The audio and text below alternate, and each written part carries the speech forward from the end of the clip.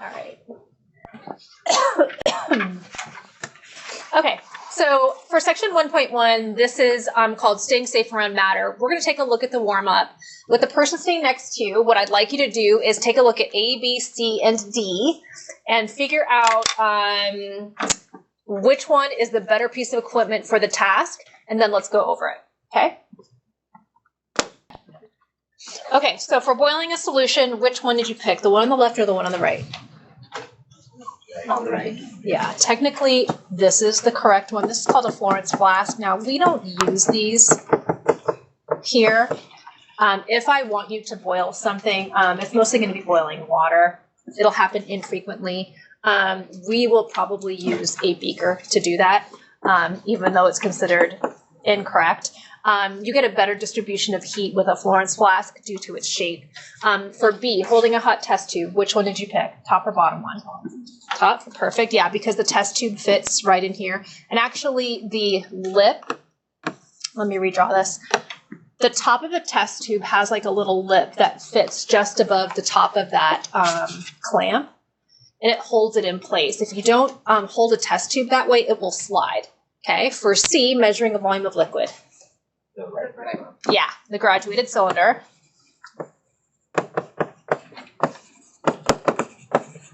Basically, the smaller the opening of a measuring device, the more precise or the more theoretically accurate your volume should be that you measure.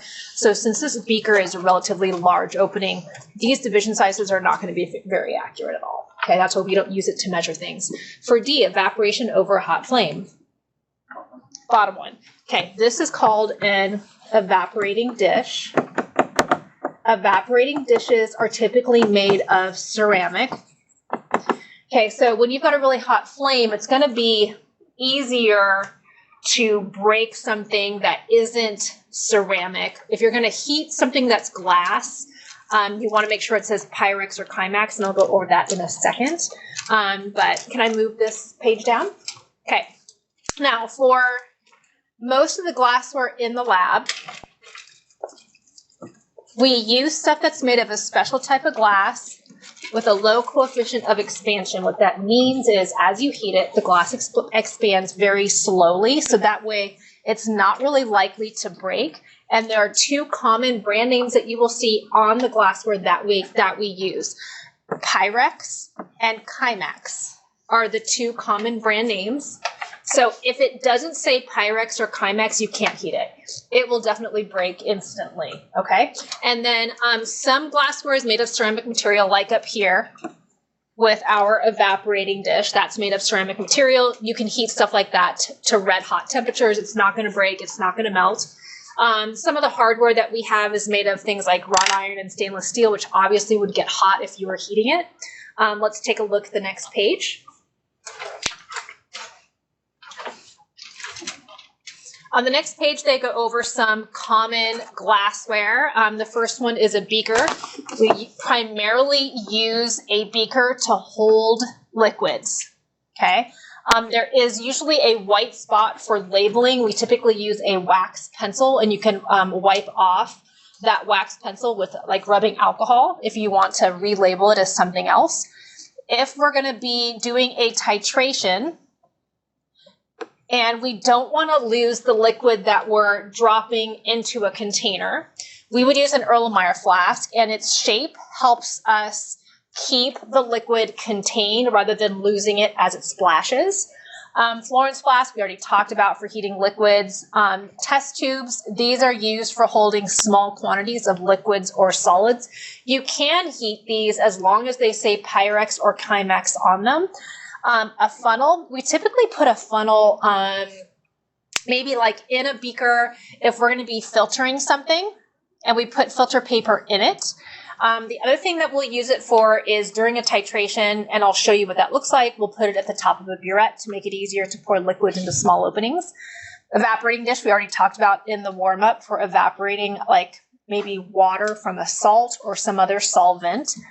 Watch glasses are used to cover things typically, or to hold something until it gets dry. So for instance, if we have a beaker with a warm liquid in it and we want to prevent it from evaporating, we'll put this watch glass over the beaker.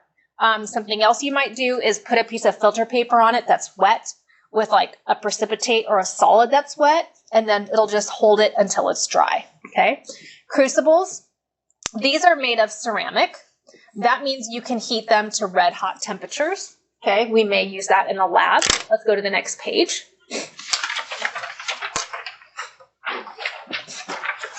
On the next page, we've got I call it a clay triangle.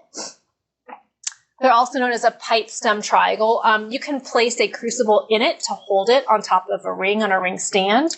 And then graduated cylinders, we talked about using those to measure liquids. Burette, we will be using those to do titrations. Just make sure that anytime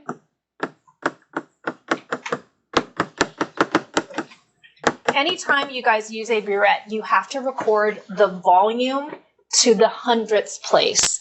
So here it says it is more precise than a graduated cylinder. So that's why we record volumes to the hundredths place when using it. So that means it would be considered appropriate if you wrote something like 15.25 milliliters. That would be to the hundredths place. Okay. Pipettes. Pipettes come in a number of different sizes and shapes. We typically use those to draw up a certain quantity of liquid and deliver it, and they are also precise. We'll talk about that more when we do titrations. We will be using digital thermometers rather than the alcohol thermometers. And then let's take a look at the next page, sorry.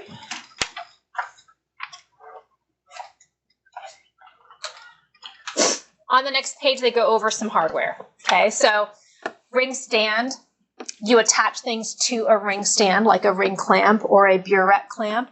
A ring clamp goes on that ring stand, and then we can put other things on it to support things.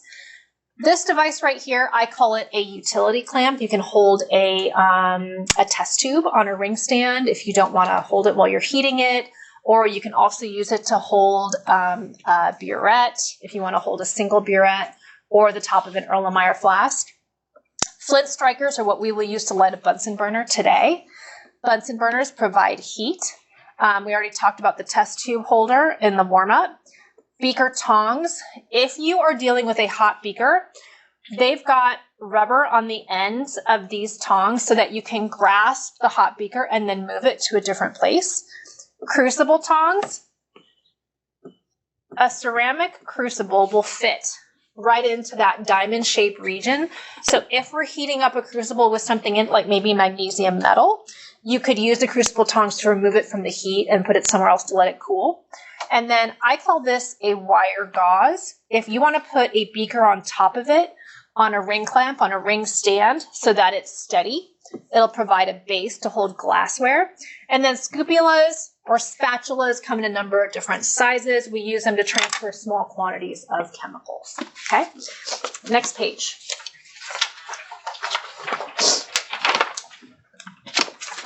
We good so far? Okay, let's go to labeling chemicals. If I give you a stock bottle of a chemical, the stock bottles are going to contain these symbols to indicate to you what safety measures you should be taking, okay? So this is called the Globally Harmonized System of Classification and Labeling of Chemicals. And then the main components are going to be these 8 safety icons. And then with the chemicals, we typically get something called a material safety data sheet. You can also look them up online. Okay, so what I would know if I were you is I would know what each one of these symbols stands for. These are the common ones. And then the less common one is this aquatic toxicity. Basically, you wouldn't want to pour something down the drain if it had something like that on it.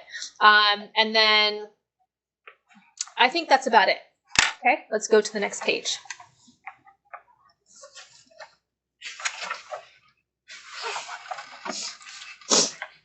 Okay, here's what we're going to do. Safety data sheet, also called a material safety data sheet in the old days, okay? Now they typically abbreviate these as an SDS rather than an MSDS. So safety data sheet is given the acronym SDS, technically also known as MSDS, same thing. They give you a number of different things about a certain chemical, like when you purchase it, how to store it, first aid measures, how reactive is it, what does it contain, what are the synonyms for the names, things like that. So what I'm going to have you do, just so that you're familiar with reading through it, is I'm going to have you do the quick check with the person sitting next to you. And then we're going to go over the answers, and then we're virtually done with the first section, okay?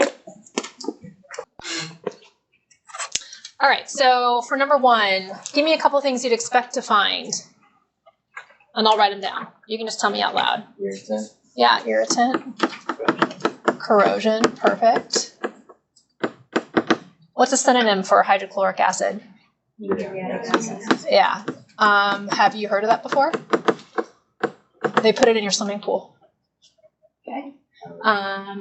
One time I had a jug of it when I took care of my own pool, and I sideswiped a cactus. And I didn't realize I had, and I thought the jug was still like intact, and it really punctured a bunch of holes.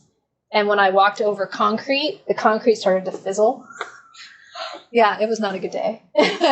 So yeah, that stuff is a strong acid. Number 3, what are the chemicals that make up hydrochloric acid?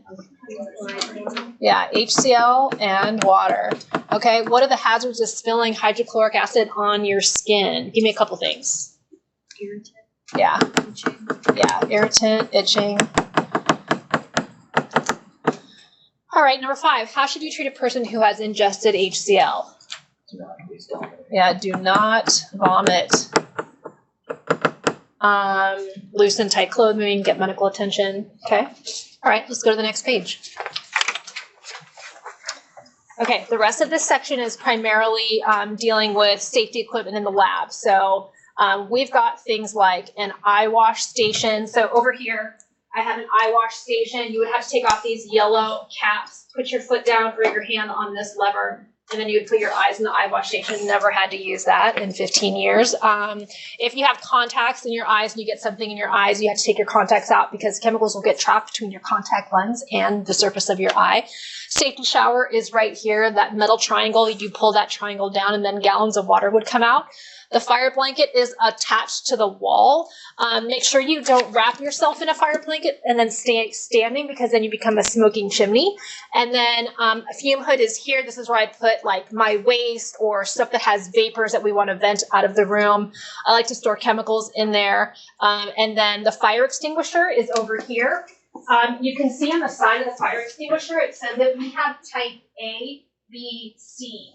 You may want to write that down somewhere. So we have type ABC fire extinguisher. And what that means is that it will handle things like wood or paper, oil or grease, which is most chemicals, and then electrical equipment. Okay.